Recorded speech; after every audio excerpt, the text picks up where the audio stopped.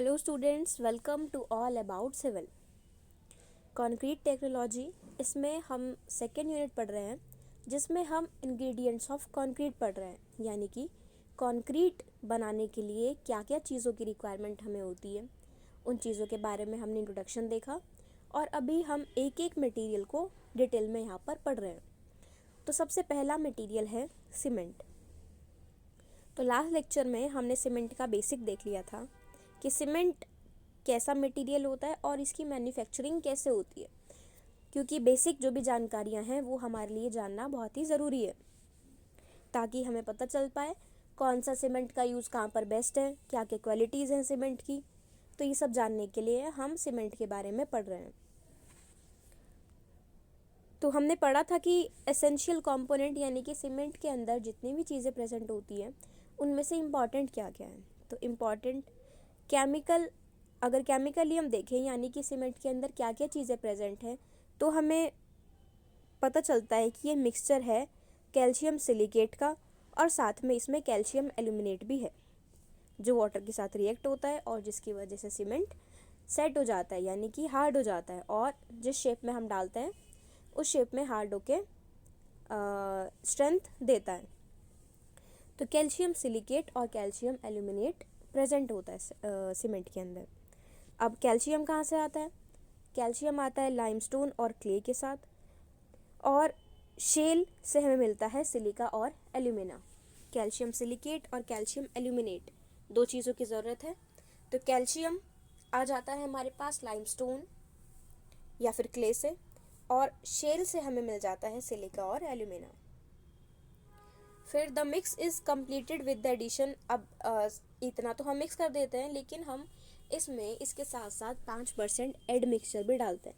Add mixture मैंने आपको बताया था कि अगर कंक्रीट हार्ड हो रहा है और हमें अभी हमारी तैयारी नहीं है, साइड दूर है या फिर कुछ और दिक्कत है, अभी हम नहीं चाहते कि कंक्रीट हार्ड हो जाए, तो हम एक रामबाण सुना है, क्या करते हैं हम? रामबाण होता है एड मिक्सचर्स, यानी कि तुरंत सेट ना हो जाए उस वजह से हम एक चीज़ यूज़ करते हैं जिसका नाम है add mixture.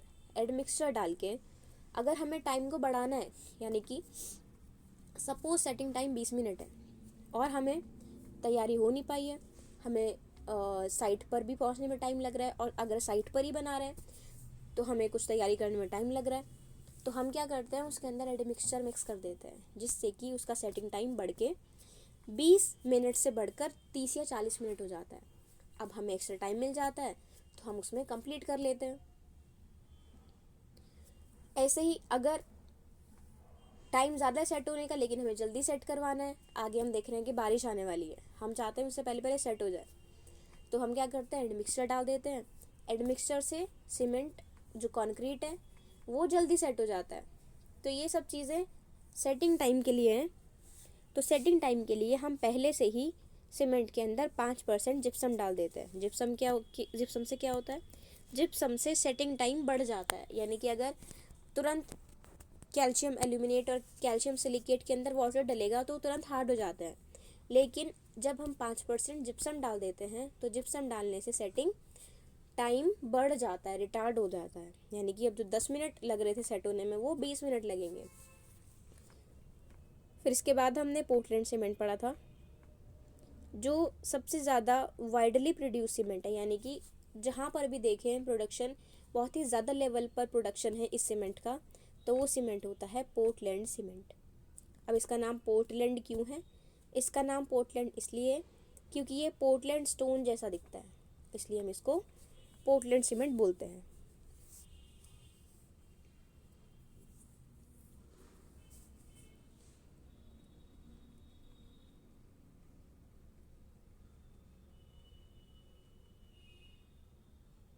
Next blended cement. अब जो भी सीमेंट होता है उसके अंदर एक तो बेसिक चीज़ें होती हैं, लेकिन हम कुछ और चीज़ें भी उसके अंदर मिक्स कर देते हैं, क्योंकि अगर बहुत ज़्यादा हम जितने भी चट्टाने हैं, रॉक्स हैं, उनको यूज़ करेंगे तो ऐसे हमारे एनवायरनमेंट को नुकसान होगा, क्योंकि जितना लिमिट में प्रेजेंट है उनको ओवर एक्सप्लॉइट, जैसे हमने एनवायरमेंटल स्टडीज़ में सस्टेनेबल डेवलपमेंट पढ़ा था कि हमें चीज़ों को ओवर यूज़ नहीं करना है, जितना यूज़ है सिर्फ उतना ही करना है। तो अगर हम सीमेंट बहुत ज़्यादा बना रहे हैं इंडस्ट्रीज़ में फैक्ट्रीज़ में, तो हमें ज़्यादा लाइमस्टोन चाहिए, यानी कि ज़्यादा लाइमस्टोन की जितने भी खदानें हैं वो यूज़ होंगी। तो उन सबको रोकने के लिए हम कुछ ऐसी चीज़ें मिक्स करते हैं सीमेंट की जगह, जो कि सीमेंट का काम करती हैं पर इतना ज़्यादा लाइमस्टोन वगैरह उसमें यूज़ नहीं हो रहा है। तो ऐसे सीमेंट जिनके अंदर फ्लाई ऐश होती है, फ्यूल ऐश, तो इन सब को हम बोलते हैं ब्लेंडेड सीमेंट, यानी कि जिनके अंदर सीमेंट का सब्स्टिट्यूट का मतलब कि सीमेंट का काम कर सकता है वो। जैसे अगर एक टीचर नहीं आ रहा है, एक टीचर छुट्टी पर है, तो उसकी जगह सब्स्टिट्यूट भेज देते हैं क्लास में, यानी कि कोई और पढ़ा लेगा उस टाइम पर, क्योंकि अब एब्सेंट रहे उससे बेहतर है कोई और वो काम कर दे।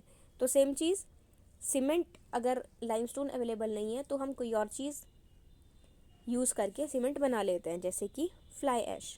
तो ये ब्लेंडेड सीमेंट्स होते हैं जिनके अंदर भी ऐसा मटेरियल मिक्स होता है, फ्लाई ऐश जैसा।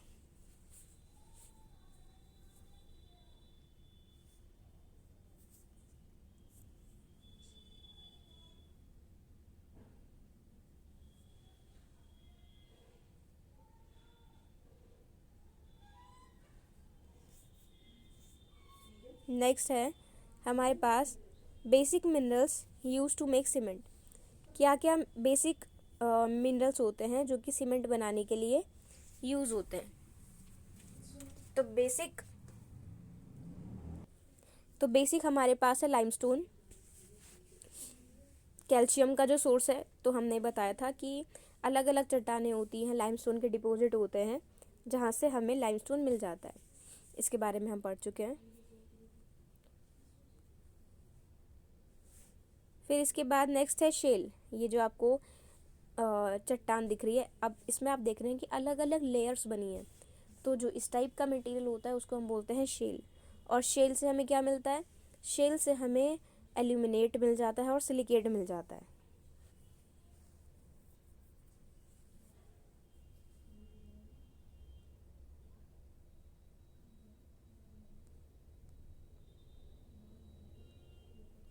अब नेक्स्ट है जिप्सम। ये जो आप यहाँ पर देख रहे हैं फिगर में, इस मटेरियल को हम बोलते हैं जिप्सम।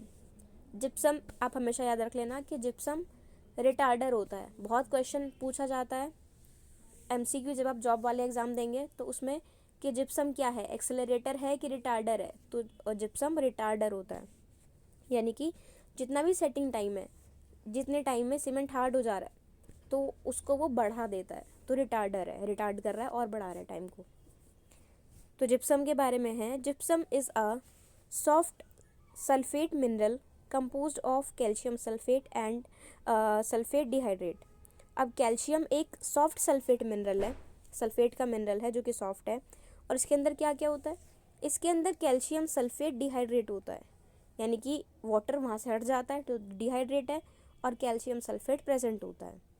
तो कैल्शियम सल्फेट डिहाइड्रेट जिप्सम के अंदर होता है। The largest and commercially most important deposits of gypsum and anhydrite occur as beds which may persist over considerable areas with little change in quality or thickness। तो जो largest यहाँ जहाँ पर सबसे ज़्यादा मात्रा में और इकोनॉमिकल अगर हम देखें, अब जहाँ पर बहुत ज़्यादा जिप्सम अवेलेबल है तो वहाँ पर रेट सस्ता होता है, लेकिन जहाँ पर लाइमस्टोन बहुत ही कम है तो वहाँ रेट बहुत ज़्यादा हाई होते हैं। तो ऐसी जगह जहाँ पर बहुत ज़्यादा अमाउंट में हमारे पास मिल रहा है जिप्सम, और कमर्शली यानी कि पैसे ज़्यादा नहीं लग रहे हैं, कॉस्ट एफिशिएंट है, कम पैसों में हमारा काम हो सकता है, तो ऐसी जगह जहाँ पर जिप्सम और एनहाइड्राइट मिलता है वो हैं बेड्स विच में persist over considerable areas with little change in quality और थिकनेस। तो ज़्यादातर ये बेड की फॉर्म में होता है। बेड मतलब बिल्कुल जो नीचे वाली लेयर होती है वहाँ पर बेड की फॉर्म में ये रहता है।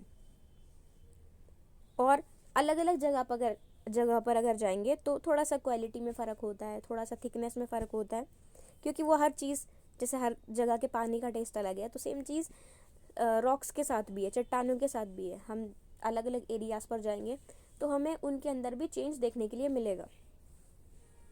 दे are frequently interbedded with limestones, shales, mudstones, clays, dolomite, rock salt and locally sylvite. अब फ्रीक्वेंटली अगर हम देखें तो इसमें इंटरबेडेड मतलब है कि बीच बीच में एक दूसरे के साथ बेडेड है, एक दूसरे के लेयर्स बनी है, जैसे लाइमस्टोन हो गया, फिर शेल हो गया, मडस्टोन हो गया, तो ये सब की लेयर्स बनी होती है जिप्सम में।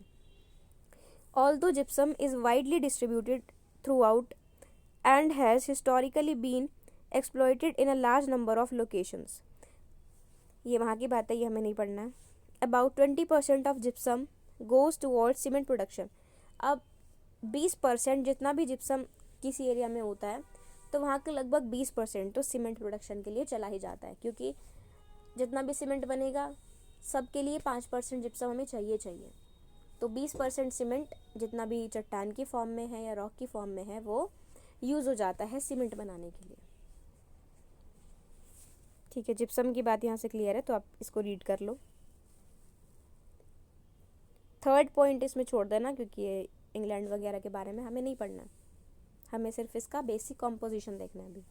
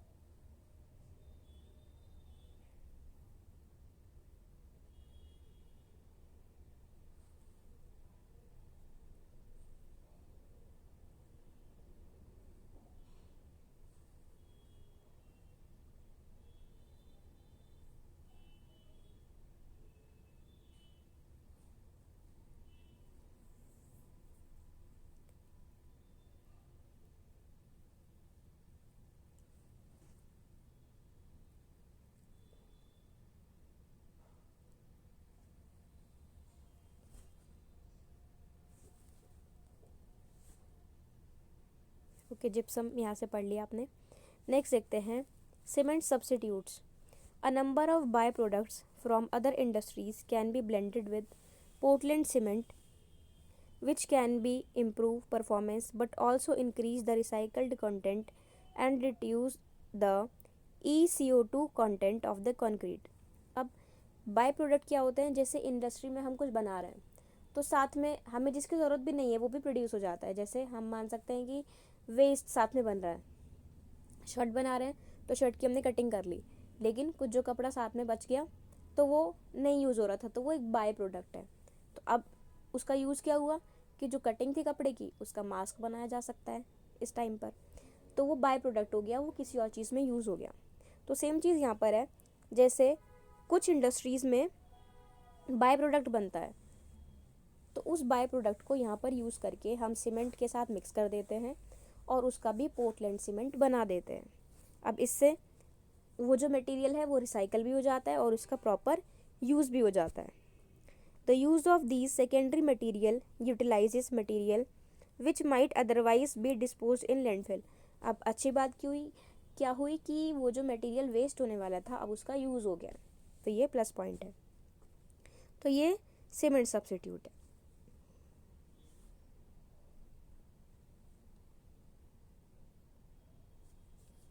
चलो नेक्स्ट स्टार्ट करते हैं सीमेंट मैन्युफैक्चरिंग प्रोसेस।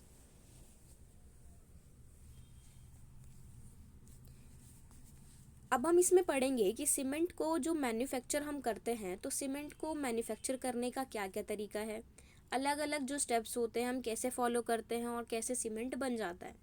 तो आपको पहली पिक्चर दिख रही है, तो ये जो आपको पिक्चर दिख रही है ये सीमेंट इंडस्ट्री है। अब इसमें इतने बड़े बड़े बॉयलर्स हैं, इतने बड़े बड़े स्टोर रूम्स हैं, तो ये इतनी सारी जगह लगती है सीमेंट प्रोडक्शन के लिए। तो ये एक फ़ोटो है सीमेंट इंडस्ट्री की।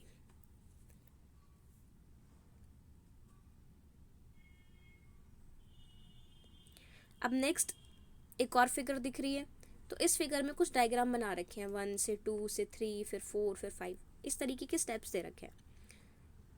तो तो देखो, सबसे पहले आप बेसिक जान लेते हैं कि बेसिकली क्या क्या होता है। तो बेसिक मैं आपको बताती हूँ। बेसिक में जैसे फर्स्ट स्टेप क्वेरी दिख रहा है। क्वेरी का मतलब है कि जहाँ पर भी चट्टानें होती हैं लाइमस्टोन की, इन सबको हम जब लाइमस्टोन वहाँ से खोद लेते हैं और फिर वहाँ से हम लाइमस्टोन को ट्रक या जो भी हमारा सप्लाई का सिस्टम है वहाँ से हम उसको ट्रांसपोर्ट करा लेते हैं और इंडस्ट्री के अंदर लेके आते हैं। तो ये सबसे पहला प्रोसेस यही है कि हमने क्वेरिंग की वहाँ पर, और जितना भी लाइमस्टोन का मटेरियल था वो हमने वहाँ से उठाया और ट्रांसपोर्ट करके हम इंडस्ट्री में ले आए। फिर सेकंड स्टेप आपको दिख रहा है। सेकंड स्टेप में दिख रहे हैं क्रशर्स। अब क्रशर्स में क्या होता है? Silica, shale, alumina, limestone, CaO, old tyres, ये सब चीज़ें हम क्रशर्स के अंदर डाल देते हैं। क्रशर का मतलब होता है जो कि इन मटेरियल को बहुत ही बारीक बारीक पीस दे, बिल्कुल बारीक बारीक। जैसे हमारे घर में मिक्सी होती है, कुछ भी पीसना होता है तो मिक्सी के अंदर डालते हैं और वो एकदम पाउडर फॉर्म में फिर बाहर आ जाता है। तो वैसे ही सीमेंट के लिए हम लाइमस्टोन या सिलिका, एल्यूमिना, जितने भी चीज़ें हैं सबको क्रशर के अंदर डालते हैं और वो क्रश हो जाती है, बिल्कुल बारीक बारीक पाउडर की फॉर्म में हो जाती है। तो ये काम करता है क्रशर। तो क्रशर से सब मिक्स होके फिर नेक्स्ट स्टेप में पहुंचता है। थर्ड स्टेप आपको दिख रहा है रोटरी किल्न। रोटरी किल्न, अब ये किल्न घूमती रहती है और साथ में आपको नीचे देख रहे हो कि हीट मिल रही है, उसे घूम रही है, किल्न घूम रही है। अब इसके अंदर जितना भी क्रश होके मटेरियल आया है बिल्कुल पाउडर फॉर्म में, वो रोटेट हो रहा है। अब रोटेट होने से क्या होगा? सारे पार्टिकल्स अच्छे से मिक्स हो जाते हैं। आपने घर में भी देखा होगा, जब मिक्स करना होता है उसको रोटेट कर देते हैं, तो उससे हिलाने से क्या होगा कि पूरा मटेरियल जो है मिक्स हो जाएगा। तो ये अब गोल गोल घुमा रहे हैं इसको रोटरी किल्न के अंदर। तो अब जितना मटेरियल है, सिलिका है, एल्यूमिना है, तो ये सब अच्छे से मिक्स हो गया और साथ में हम इसको हीट भी सप्लाई कर रहे हैं। तो हीट सप्लाई करते करते ये प्रोसेस हम करवाते हैं। फिर इसके बाद ग्राइंडर के अंदर आ जाता है। ग्राइंडर में क्या होता है, और बारीक फॉर्म में हम इसको पीस देते हैं, ग्राइंड कर लेते हैं। फिर उसके बाद पोर्टलैंड सीमेंट बन जाता है। और साथ में जिप्सम जो एडमिक्सचर है हमारा, कितना ऐड करते हैं हम? 5%। तो 5% जिप्सम भी हम यहाँ से ऐड कर देते हैं और ये जिप्सम ऐड होके हम बैग्स को पैक कर देते हैं। एक बैग कितने केजी का होता है ये पता करना, फिर नेक्स्ट लेक्चर में बताएंगे कि कितना केजी का एक बैग होता है। इससे पहले मैंने आपको एक क्वेश्चन पूछा था लास्ट लेक्चर में कि रॉक्स कितने टाइप की होती हैं। तो 3 टाइप की होती है रॉक्स। एक होती है इग्नियस, फिर दूसरी होती है सेडिमेंट्री और तीसरी होती है मेटामॉर्फिक। तो इग्नियस रॉक्स ऐसी रॉक्स होती हैं जो कि वॉल्केनो, नाम सुना होगा आपने, वॉल्केनो से जब वॉल्केनो निकलता है, वॉल्केनो फटता है, तो उससे जितना भी रॉक्स आसपास वो लावा ठंडा हो जाता है, तो उन रॉक्स को हम बोलते हैं इग्नियस।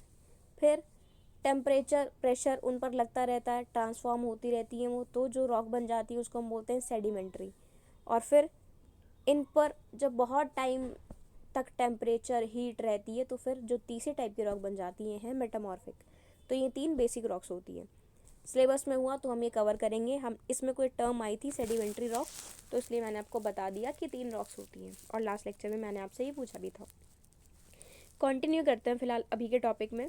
तो हमने ये 5 स्टेप देखे हैं। क्वेरिंग यानी कि जो अलग अलग चीज़ें हैं, जैसे लाइमस्टोन हुआ, सिलिका हुआ, शेल हुआ, तो इन सबको जहाँ पर भी ये प्रेजेंट है हम इन सब की रॉक को क्वेरिंग करते हैं, यानी कि वहाँ पर खुदाई कर लेते हैं और जितनी भी रॉक्स हैं उनको वहाँ से ट्रांसपोर्ट करके मेन इंडस्ट्री तक लेकर आते हैं।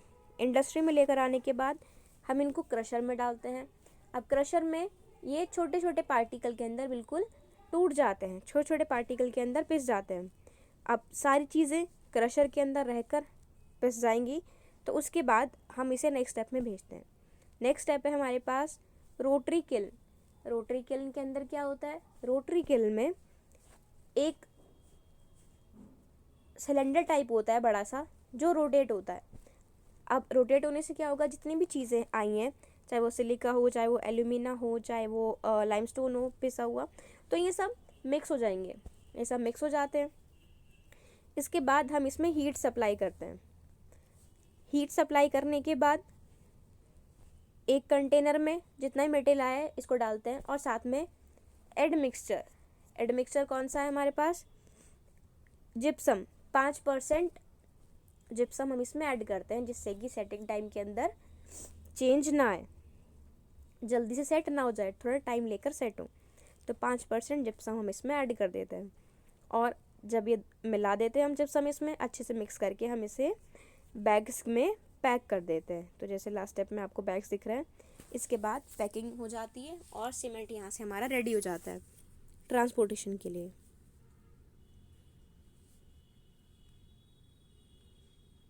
स्टेप्स देखो, आप यहाँ से समझ आ रहे होंगे। सिर्फ फिगर देखना, डायग्राम 1 में क्या हो रहा है, फिर उसके बाद 2 में क्या हुआ, 3 में क्या हुआ, 4th में क्या हुआ, और फिर 5th प्रोसेस, और फाइनली सीमेंट की पैकिंग हम कैसे कैसे स्टेप्स में कर रहे हैं।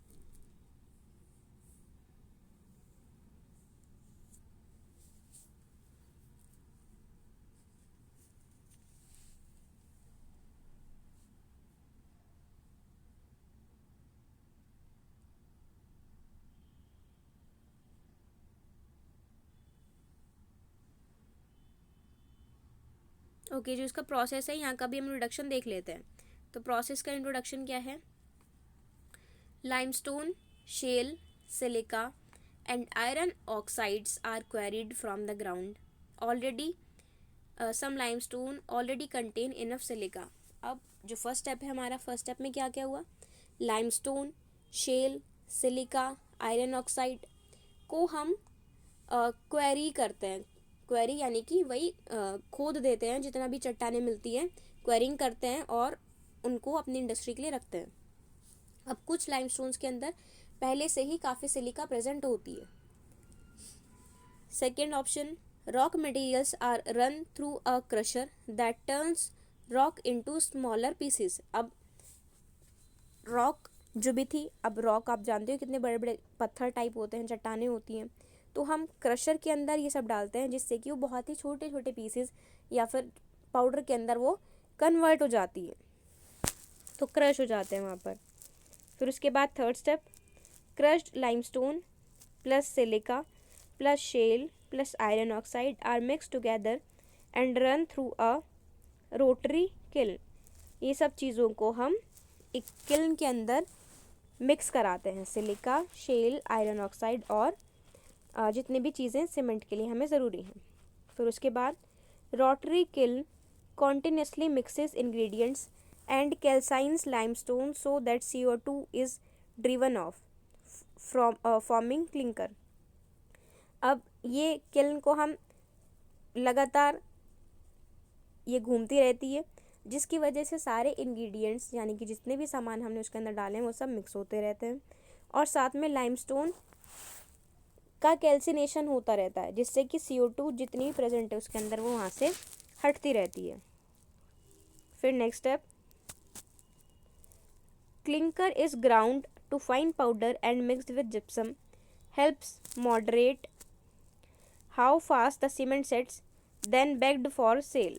अब क्लिंकर से क्या होता है, फाइन पाउडर जो आता है उसको हम जिप्सम के साथ मिक्स कर देते हैं, और जिप्सम के साथ मिक्स करने के बाद हम उसको बैग्स में पैक कर देते हैं। तो ये सब पूरी स्टोरी है, कैसे कैसे सीमेंट बन रहा है। डिटेल में भी हम इसको नेक्स्ट लेक्चर में पूरा जो डिटेल है कि कैसे सीमेंट मैन्युफैक्चरिंग हो रहा है ये हम पढ़ेंगे, और एक वीडियो भी इसकी देखेंगे। Okay, thank you.